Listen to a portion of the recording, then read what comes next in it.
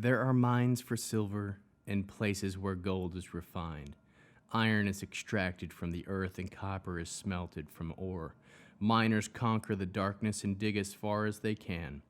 In the ore and gloom and deep darkness, there where no one lives, they break open a shaft. The feet passing over are obvious to them. Far from them, suspended in space, they swing to and fro.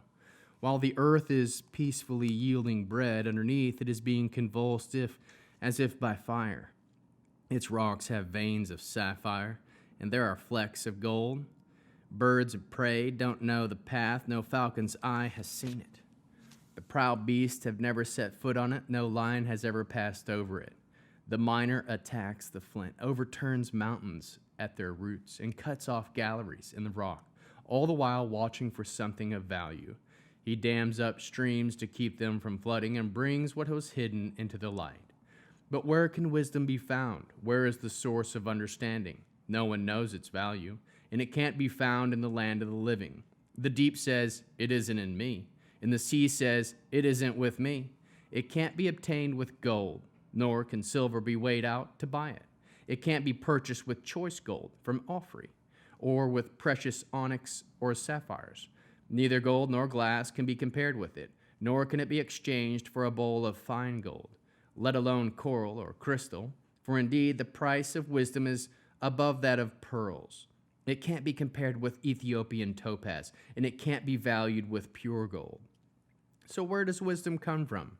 Where is the source of understanding? Inasmuch as it is hidden in the eyes of all living and kept secret from the birds flying around the sky, destruction and death say, "We have heard a rumor about it with our ears."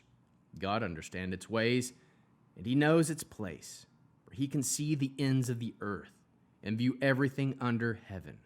When he determined the force of the wind and parceled out water by measure, when he made a law for the rain and cleared a path for the thunderbolts, then he saw wisdom and declared it. Yes, he set it up and searched it out. And to human beings he said, "Look, fear of Adonai is wisdom. Shunning evil is understanding." Iyov went on speaking. "I wish I were as in the old days, back in the times when God watched over me, when his lamp shone over my head, and I walked through the dark by its light. As I was when I was young, and God's counsel graced my tent. Then Shaddai was still with me. My children were around me. My steps were awash in butter, and the rocks poured out for the streams of olive oil. I would go out to the city gate and set up my seat in the open space. When young men saw me, they would hide themselves, while the aged arose and stood. Leaders refrained from speaking. They would lay their hands on their mouths. The voices of nobles were silenced. Their tongues stuck to their palates. Any ear that heard me blessed me. Any eye that saw me gave witness to me. For I delivered the poor when they cried for assistance, the orphan too when he had no one to help him. Those who had been about to die would bless me, and I made widows sing in their hearts for joy. I clothed myself with righteousness, and it clothed itself with me. My justice was like a robe and a crown. I was eyes for the blind, and I was feet for the lame. I was a father to the needy, and I investigated the problems of those I didn't know. I broke the jaws of the unrighteous and snatched the prey from his teeth. I said, I will die with my nest, and I will live as long as a phoenix. My root will spread till it reaches water, and dew will stay all night on my branch. My glory will always be fresh, my bow always new in my hand.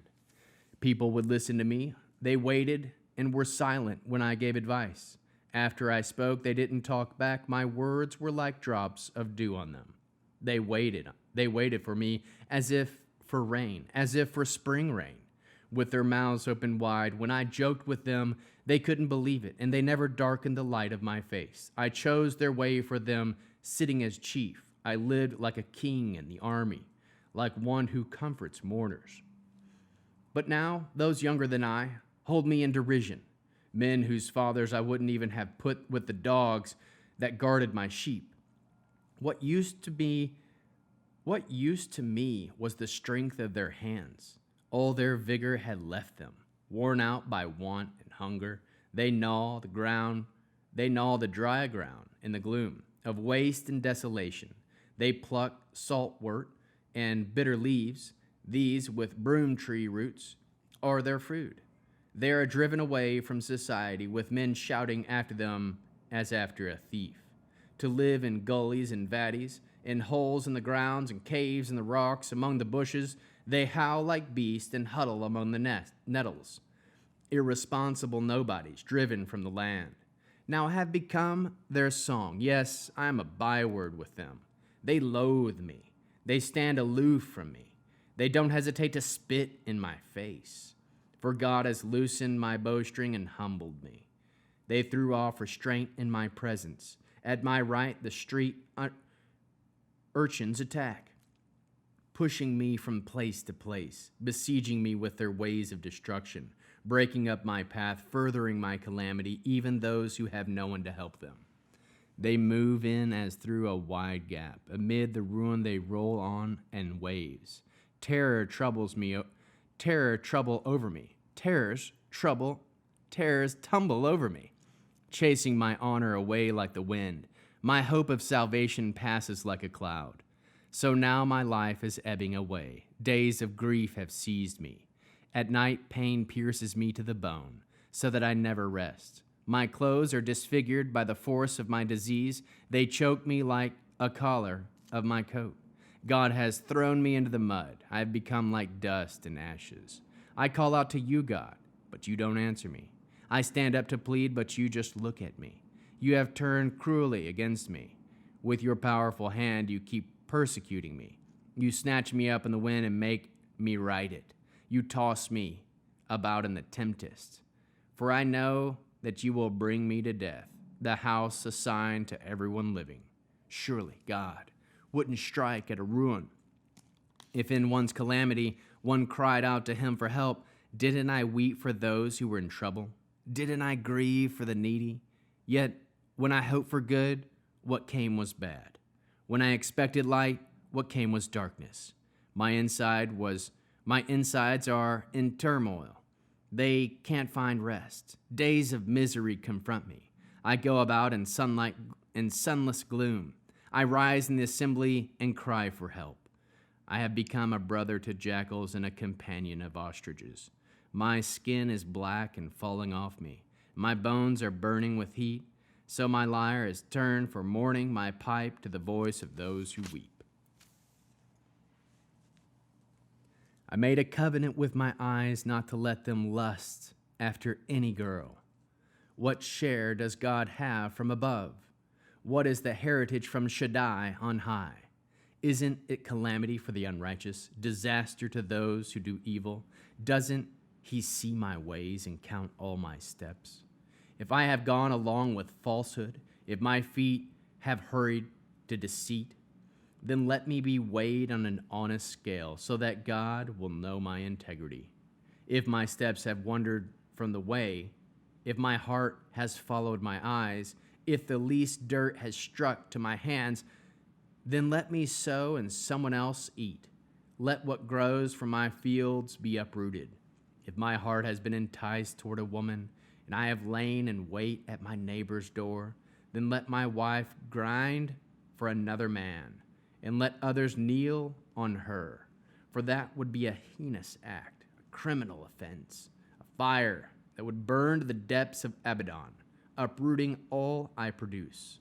If I ever rejected my slave or slave girl's cause when they brought legal action against me, then what would I do if God stood up? Were he to intervene, what answer would I give? Didn't he who made me in the womb make them too? Didn't the same one shape us both before our birth? If I held back anything needed by the poor, or made a widow's eyes grow dim with tears, or ate my portion of food by myself without letting the orphan eat any of it, no. From my youth he grew up with me, as if with a father, and I have been her guide from my mother's womb.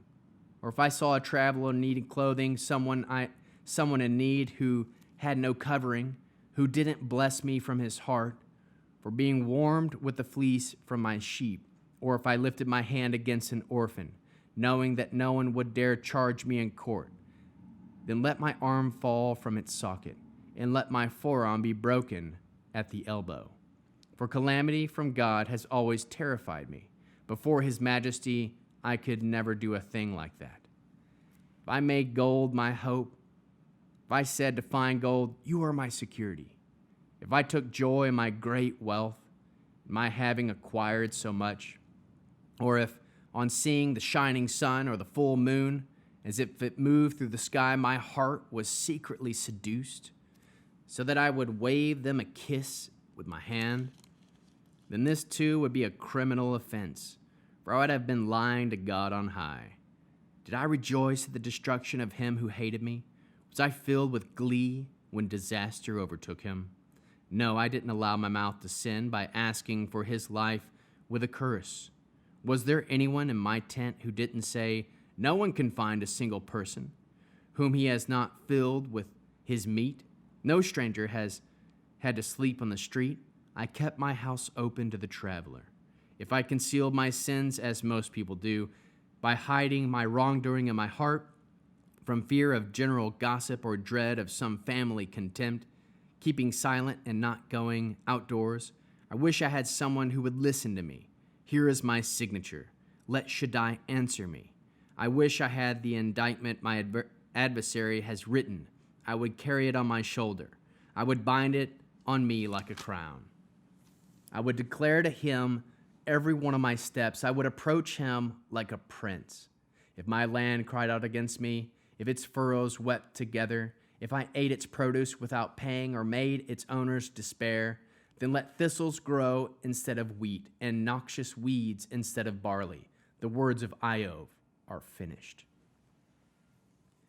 So then these three men stopped trying to answer Iov, because he remained convinced of his own righteousness. But then the anger of Elihu, the son of Barachel, the Buzi, from the family of Ram, blazed up against Iov for thinking that he was right and God wrong. His anger also blazed up against his three friends because they had found no answer to Iov but condemned him anyway. Elihu had waited to speak to Iov because they were older than he. However, when Elihu saw that these three had no answer, his anger flared up. Elihu, the son of Barachel the Buzi, said, I am young, and you are old, so I've held back from telling you my opinion. I said age should speak, and abundance of years should teach wisdom, but it is the spirit in the person, the breath from Shaddai, that gives him understanding. It isn't only the great who are wise, or the aged to know how to judge. Therefore, I say, listen to me. I too will express my opinion. Here, I waited for your words. I listened to your reasoning as you were searching for what to say. I paid attention to you, but none of you convicted Iov or refuted his arguments. So don't say, we found wise course. Let God defeat him, not a human being. For he did not direct his words against me. I won't answer him with your arguments.